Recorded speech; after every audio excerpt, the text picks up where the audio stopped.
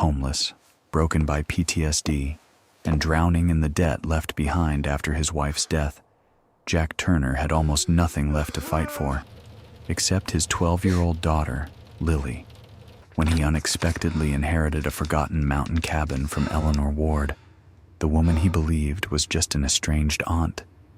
A fragile spark of hope finally returned.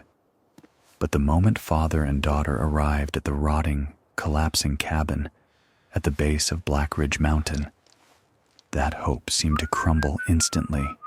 And on the very first night, when the old German shepherd Rufus, Eleanor's loyal companion, pulled Jack into the darkness behind the cabin, he revealed a buried secret powerful enough to change their lives forever. Whether that change leads them toward salvation or deeper danger. Stay with the story until the end to find out. Before we begin, hit subscribe and tell us where you're watching from. A thin winter mist drifted over the abandoned gas station where Jack Turner had parked his rust-scarred RV for the night, the metal walls groaning softly each time a gust of cold air pressed against them. Inside, the small space held the smell of damp blankets, old engine oil, and instant coffee, scents that had become the unchanging backdrop of Jack's days. Jack, now in his late 30s, carried a rugged presence carved by years of military service. His jaw was square and shadowed with several days of unshaven stubble, his cheekbones sharp beneath skin weathered by sun, cold, and grief.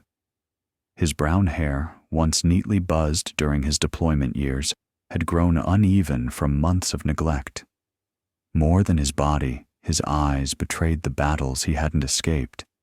Deep-set, storm-colored, always scanning as if expecting something to explode at the edges of his vision. PTSD had rewired his instincts. Every sound became a threat, every silence a trap. He woke from nightmares soaked in sweat, hearing the echoes of gunfire, the choking dust of foreign ruins, and the weakening breath of his dying wife. Across the cramped RV, Lily Turner sat cross-legged on the couch-turned bed, brushing tangles out of her long, dark hair. At 12, she had her mother's gentleness, but Jack's steady gaze. Her thin frame spoke of skipped meals, but her eyes held something fierce, a quiet determination that didn't belong to a child her age. She wore an oversized hoodie, patched at the elbows, and mismatched socks. Despite everything, she always tried to smile first, somehow believing that joy was something one should offer freely, even when life had taken so much. She watched her father with careful eyes, understanding more of his pain than he knew. When Jack moved, he did so with the caution of someone familiar with the fragility of the world. He heated water for Lily's cocoa, trying to keep his hands from trembling. Nights were harder, mornings even harder still. He placed the cracked mug before her. "Drink it before it cools," he said, his voice roughened by exhaustion. Lily cupped the mug with both hands, letting the warmth travel into her fingers. "Do you think today will be better?" Jack hesitated. The truth was, he didn't know if any day from here on could be better. Everything they owned could fit into a single duffel bag. Debts clung to him like a second skin. His wife's medical bills had drained every last cent, and when she finally passed, something inside him had collapsed into a silent, endless ache. But he couldn't let Lily see that. "Maybe," he forced out, "maybe today's different." A sudden knock struck the RV's metal door. Jack froze instantly, his breathing shortened. His hand drifted toward the drawer where he kept a rusted multi-tool. Lily straightened, wide-eyed. The second knock was gentler. "Mr. Jack Turner," a man's voice called. Cautious, Jack cracked the door open. Outside stood a county official. Harold Quinn, A mid-aged man with pale skin spotted by sun exposure, thinning blonde hair combed neatly back, and a belly pressing against his beige jacket. His expression was polite but tired, the look of someone who delivered bureaucratic messages all day long without expecting gratitude in return. He held a waterproof envelope with the seal of Blackridge County Estate Office stamped across the front. "Are you Jack Turner?" he asked. Jack tensed. "Who's asking?" "Harold Quinn. I'm with the county office. I've been trying to find you for weeks, Mr. Turner. This," he lifted the envelope, "is regarding the estate of Eleanor Ward." Jack frowned deeply. He knew the name only vaguely. Eleanor Ward, a shadow from old family stories, a woman he had met perhaps once as a toddler, or maybe never at all. His mother spoke her name only in passing, nothing more than a distant relative who lived somewhere near the mountains and avoided visitors. "Estate?" Jack repeated. "There must be a mistake. She didn't..." He didn't know how to finish. Poor, unknown, gone. Harold adjusted his glasses. "No mistake. Her property is legally listed under your name now. She passed away 2 years ago." Lily peeked out from behind her father, her voice soft. "What property?" "A cabin," Harold said. "Old, remote, located near the base of the Blackridge Mountains." Jack's pulse kicked. A cabin, a place with walls, a roof, shelter, something that might, just might, save them. "Why would she leave it to me?" Jack murmured. Harold only shrugged. "Family ties, I suppose. The paperwork is all inside. I'm sorry for your loss." Loss? Jack thought bitterly. Hard to mourn someone who was barely a ghost in his memory. But Lily's small hand wrapped around his, squeezing gently, grounding him in the moment. Harold handed him the envelope, nodded respectfully, and returned to his dusty government sedan. When his car disappeared down the road, silence folded around the RV once more. Jack stared at the envelope as though it were a grenade with the pin pulled halfway out. Lily finally broke the quiet. "Dad, maybe this is it. Maybe this is our chance." Jack swallowed. He had nothing left to gamble, and yet everything left to protect. "We'll go," he said at last, barely above a whisper. "We have to try, Lily. We have to see if there's anything waiting for us up there." Lily smiled, small, hopeful, and heartbreakingly bright.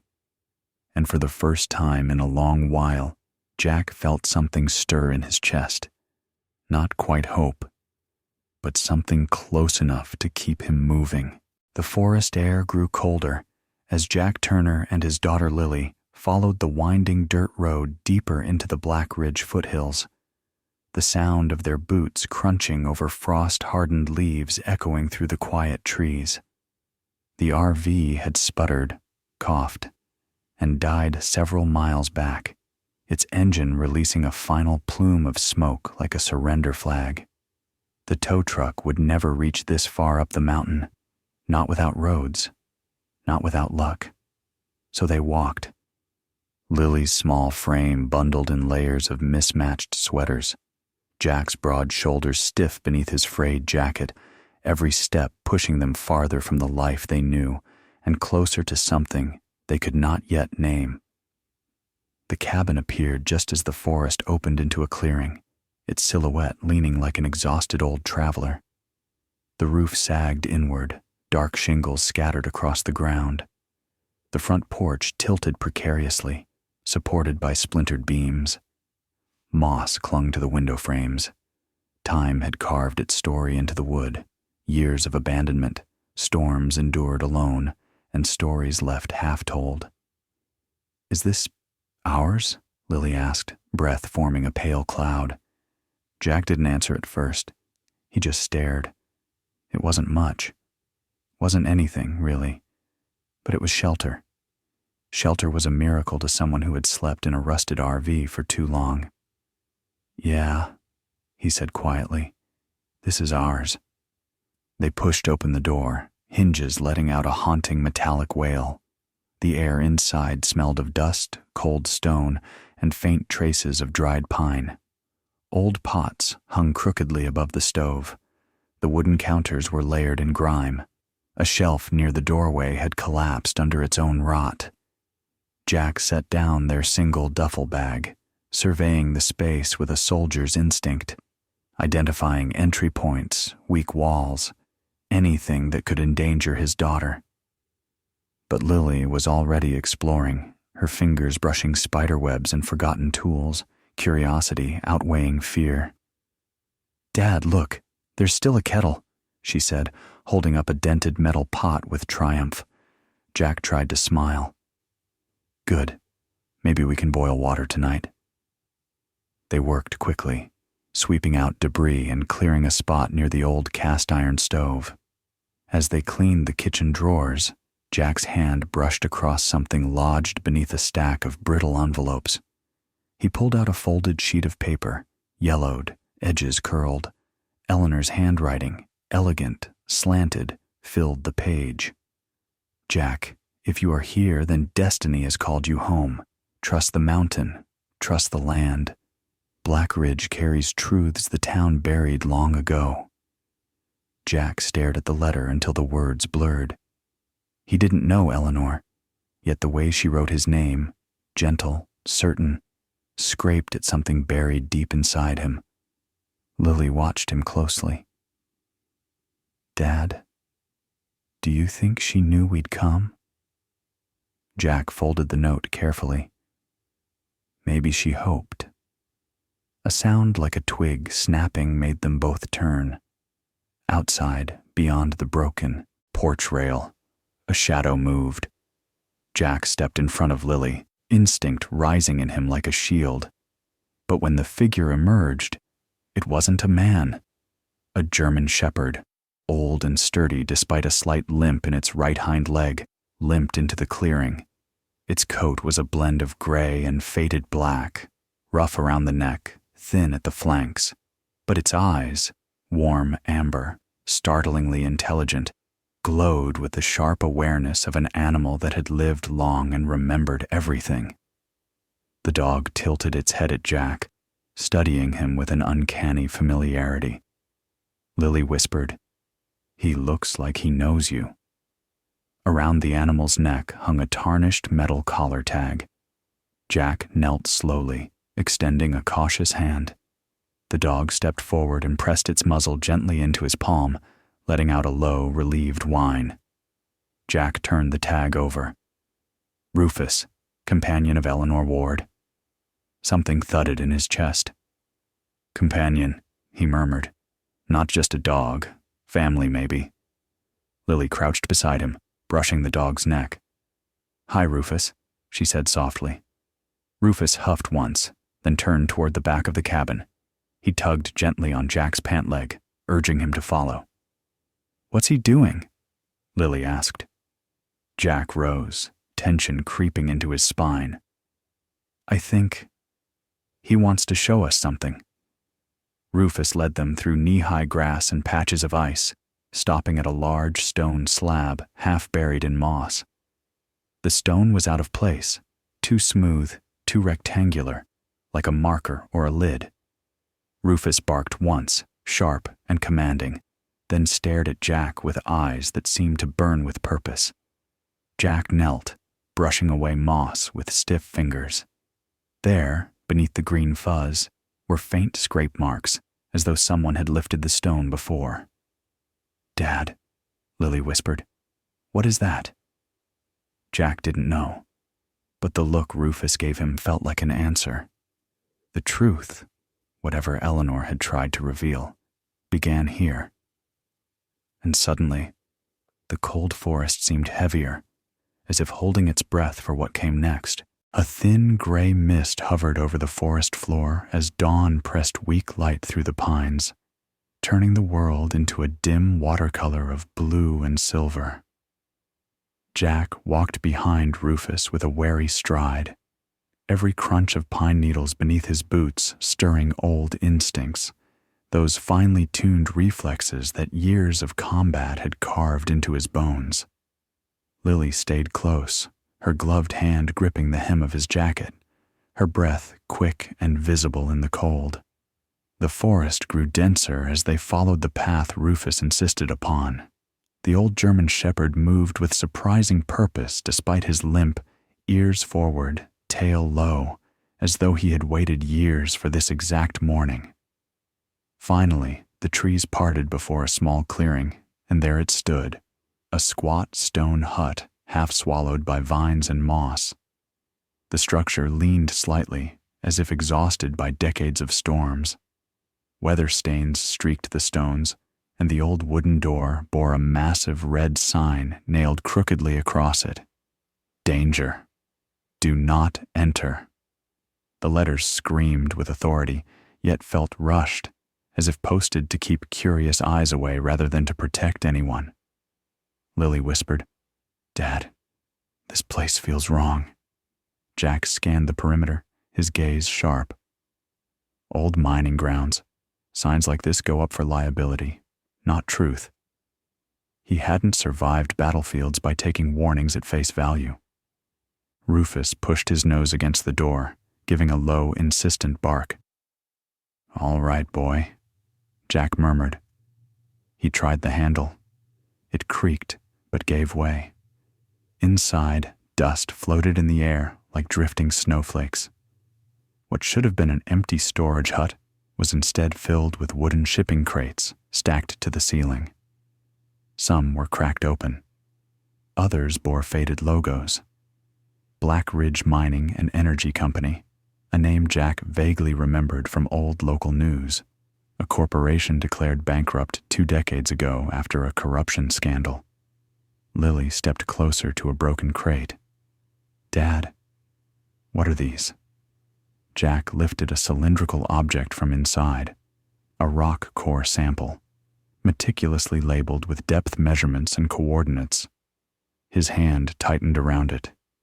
These weren't just rocks. They were drill cores from mineral surveys, the kind corporations took when hunting valuable ore. Rufus sniffed one crate and sneezed, stepping back. His reaction made Jack more alert. He opened another container. Inside, wrapped in waxed cloth, lay metal chunks, cold and heavy, shimmering faintly. Jack recognized the silvery sheen immediately. "Titanium," he whispered. But this wasn't ordinary ore. It was unusually pure, a grade used for aerospace work, rare and expensive. Lily furrowed her brow. Why would this stuff be here?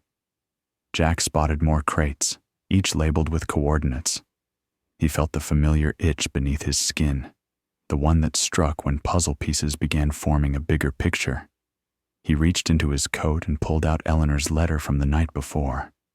The handwriting seemed to tremble in the dim light. "Trust the land. Trust the truth the town buried." He checked the coordinates stamped on the crates. Then he checked the coordinates Eleanor had scribbled on the back of her letter. They matched, exactly. A cold weight pressed on his chest.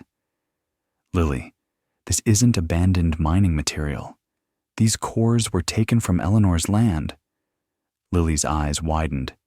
"You mean they stole it from her?" Jack nodded. "She accused them. They called her crazy. And this," he tapped the crate, "was the evidence that could have destroyed them." Blackridge Mining hadn't just stolen resources. They had hidden the proof here, off the books, off the maps, and buried Eleanor's warnings under rumors and ridicule. Rufus gave a sudden low growl, body tensing. Jack froze. Lily looked at him nervously. "Dad?" He slowly guided her behind a stack of crates. Rufus heard something. His instincts sharpened. Years of service had taught him the difference between the silence of an empty forest and the silence of someone watching. The hairs on his arms rose. He stepped toward the doorway, every movement calculated. Outside, the wind stirred, whispering against the branches. Nothing. Then, movement. Up the slope to the left, partially hidden among dark pines, stood a man in a black jacket. The stranger was tall, lean, long-limbed, and motionless. From this distance, Jack could make out little except the angular frame, the shadow of stubble on his chin, and the faint glint of something metallic in his hand. Maybe binoculars, maybe something worse. The man didn't approach. He only watched. Jack's breath tightened. This wasn't a hiker, not a ranger, not a local. His stance was too deliberate, too trained. Lily whispered urgently, "Dad, someone's there." The man took one slow step backward into the trees. Rufus snarled. Jack's heart hammered. "We're leaving," he said quietly. Lily clutched his sleeve. "Is he dangerous?" Jack kept his voice steady. "Anyone watching from shadows is never good news." They followed Rufus out of the clearing, Jack moving with a soldier's caution, senses wide open. The forest felt different now, not quiet, but listening, as though the mountain itself waited to see what Jack would uncover next. They walked faster, every snap of a twig behind them making Jack's pulse quicken. Whoever that man was, he knew they had found something. And he wasn't there by accident. By the time they reached the cabin clearing again, the man on the ridge was gone. But Jack knew one thing with certainty. This wasn't just about inheritance anymore. Eleanor had unearthed a truth powerful enough to destroy a company, and someone out there wanted it buried again, no matter the cost. And now that Jack had seen what she left behind, he and Lily were no longer just inheritors. They were targets. Late morning sunlight stretched thin over the small town of Blackridge Hollow as Jack Turner guided Lily down the sloped sidewalk toward the only geological office in the district. The town, framed by faded brick buildings and crooked lamp posts, seemed peaceful at first glance, but Jack felt the tension beneath its surface. People watched him longer than they should. Conversations paused when he passed. He had the same feeling he used to get before an ambush, the feeling that the world was holding its breath. Inside the geology office, a bell chimed sharply. The room smelled of dust, mineral polish, and old paper. Behind a cluttered wooden desk sat Dr. Ambrose Keller, a man in his late 60s with a wiry build and a face carved from deep-set wrinkles. His white hair stuck out in uneven tufts, and he wore thick glasses that magnified his pale blue eyes until they almost appeared too large for his face. Dr. Keller had the air of a man who had spent his life underground, studying rocks more closely than people. Still, there was a quiet gentleness about him, the softness in his voice belying decades of scientific discipline. "Yes? How can I help you?" he asked, adjusting his glasses. Jack set the cylindrical core sample on the table. "I need to know what this is." Dr. Keller's brows lifted. He turned the sample with delicate care, brushing dirt from its surface as though handling a relic. When he cracked open the protective casing, the inner material glinted under the overhead lamp. Keller sucked in a breath. "Where did you find this?" Jack tensed. "That's not the first question." Keller hesitated, then nodded. "Fair enough." He pulled a magnifier closer and leaned in. This is titanium ore, but not the common form. This level of purity is incredibly rare, aerospace grade, military grade. This single core alone could be worth, well, the numbers would make you dizzy. Lily stepped closer, eyes wide. "Millions?" Keller nodded grimly. "More, much more." Jack felt the room shift slightly. "Can you tell me where it was extracted?" Keller pulled out a survey map, his fingers trembling slightly as he traced coded marks etched into the metal casing. These coordinates, they align exactly with land parcels owned by Eleanor Ward. Keller paused, eyes softening. Your relative was sitting on a fortune, a dangerous fortune. Jack didn't answer. He was already thinking of the crates in the stone hut, the stolen resources, the man on the ridge watching them. Keller continued, voice low. Blackridge Mining falsified their bankruptcy. They hid activity for years, drilling illegally under private land. And if she protested? Well, men like that don't forgive and forget. Jack felt the old ache in his chest. She warned the town, he said quietly, and they buried her alive in rumors instead. Before Keller could respond, the door creaked open. An elderly woman stepped inside, thin, stooped, wrapped in a faded brown shawl. Her hair was silver white, tied in a low bun. Her pale green eyes were watery but sharp, the kind of gaze that remembered too much. Dr. Keller straightened. Mrs. Nellie? The woman nodded politely, then turned her eyes to Jack. She studied him for so long that Lily moved closer to her father, uncertain. Nellie spoke, her voice soft, yet unwavering. I knew she'd send someone back. Jack frowned. You knew Eleanor? I lived next door to her for 30 years, she whispered. I held your mother's secrets because she begged me to. Jack's breath hitched. Mother? Nellie stepped closer, laying a frail hand on his arm. Oh, child. Eleanor wasn't your aunt. She was your mother. The room went silent. Even Rufus, lying near the doorway, lifted his head with a low whine. Lily gasped softly. Jack felt the floor tilt beneath him. No, he muttered. That can't be. My mother died when I was young. Nellie shook her head slowly. That's what her sister told you. Eleanor put you in her care when you were just a baby. She was fighting the mining company even then. They threatened her land, threatened you. She gave you up to protect your life, even if it meant losing you. Jack felt something inside him break, like an old wound he'd been carrying for years suddenly tearing open. He had spent his life believing Eleanor was distant, uncaring, a relative who never reached out. But all along, she was shielding him from the shadows now returning. Why didn't she tell me? He whispered. Nellie's eyes welled.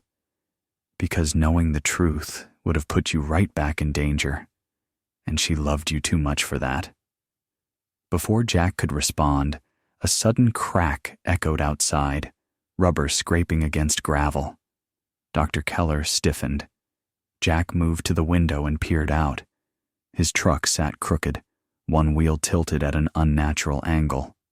The brake line leaked dark fluid onto the asphalt. Someone had cut it. His blood turned to ice. Rufus growled low, hackles raised.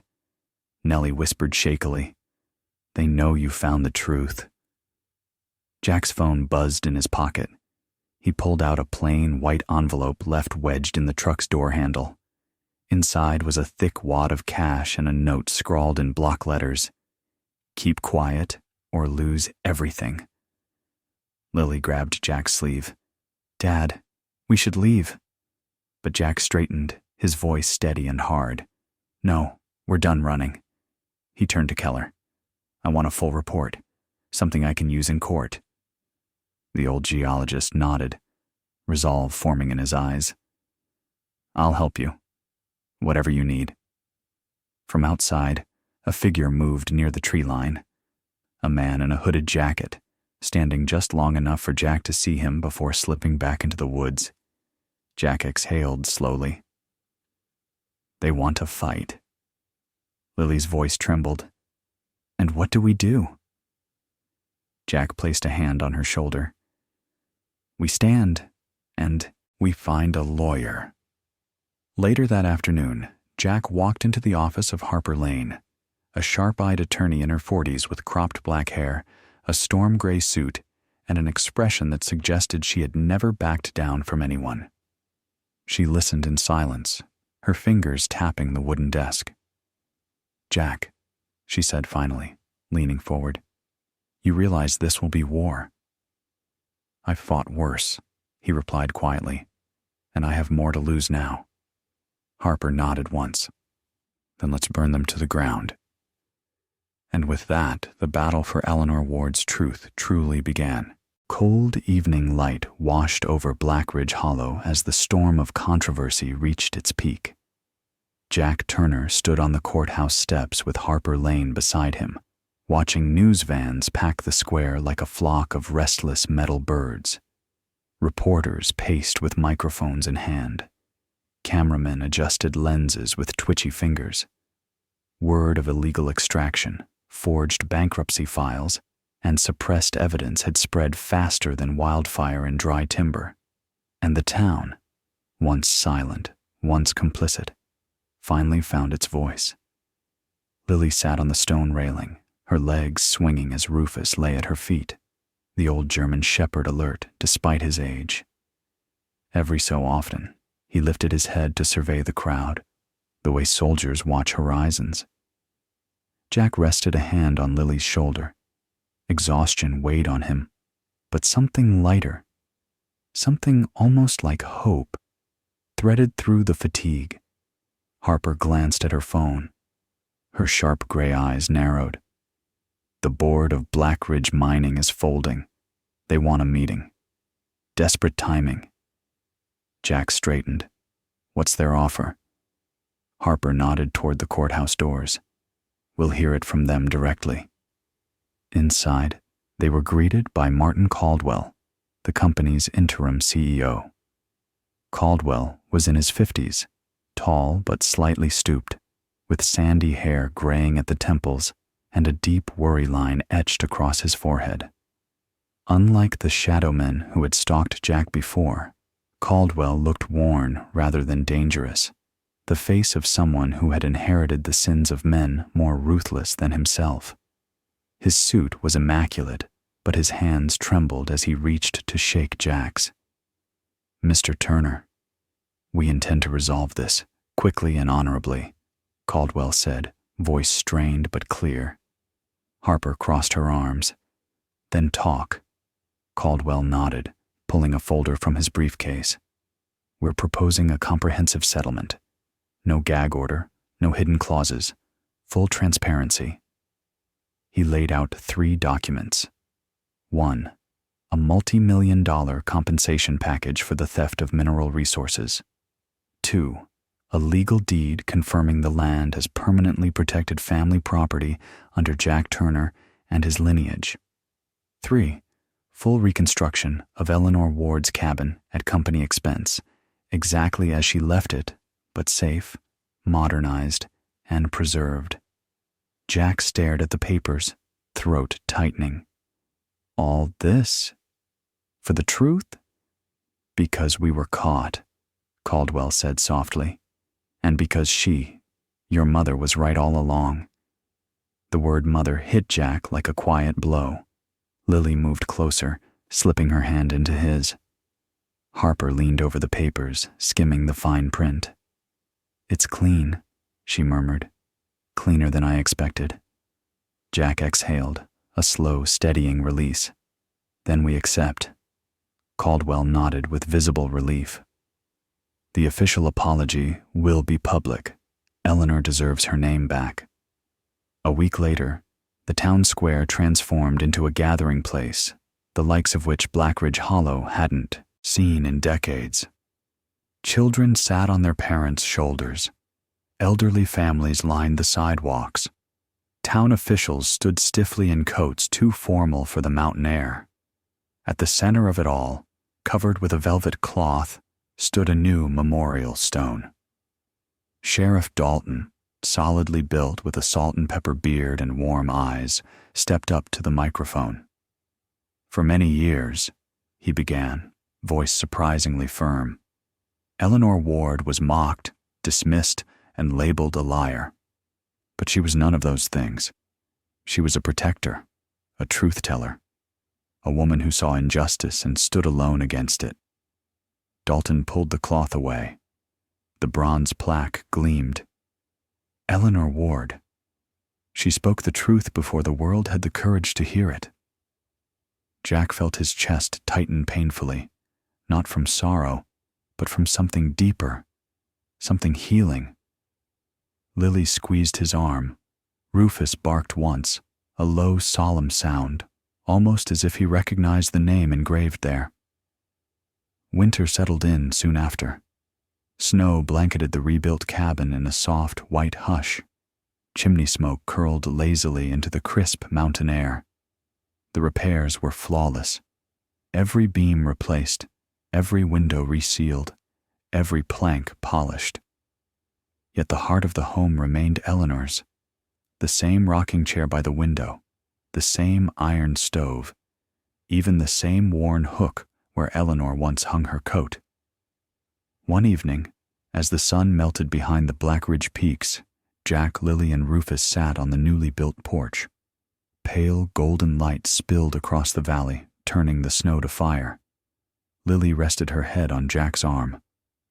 "Dad, we really have a home now, don't we?" Jack looked out across the land that was rightfully theirs, the land Eleanor had bled to protect, and let himself breathe without the weight of running. He smiled gently, the kind of smile he had forgotten he could make. "Yes, sweetheart, a home, and the truth." Rufus lay beside him, head resting on Jack's boot, eyes half closed. The old dog exhaled, long and peaceful, as if Eleanor herself had whispered through him, "You made it back."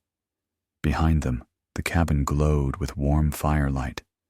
Ahead of them, the valley opened like a promise, and in that quiet place between loss and rebirth, a family was finally, undeniably, whole. In the end, the story of Jack, Lily, and Eleanor becomes more than a tale of injustice overturned or a family reunited.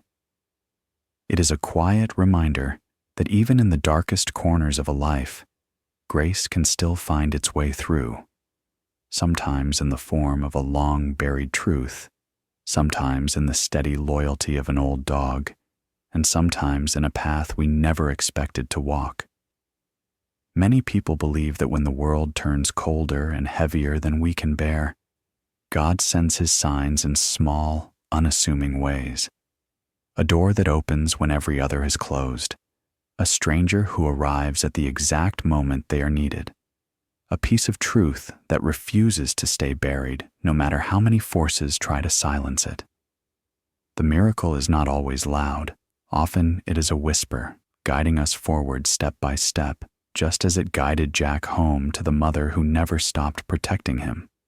In everyday life, this story reminds us that hope can return long after we think it has died, and that healing can come from places we once believed were broken beyond repair.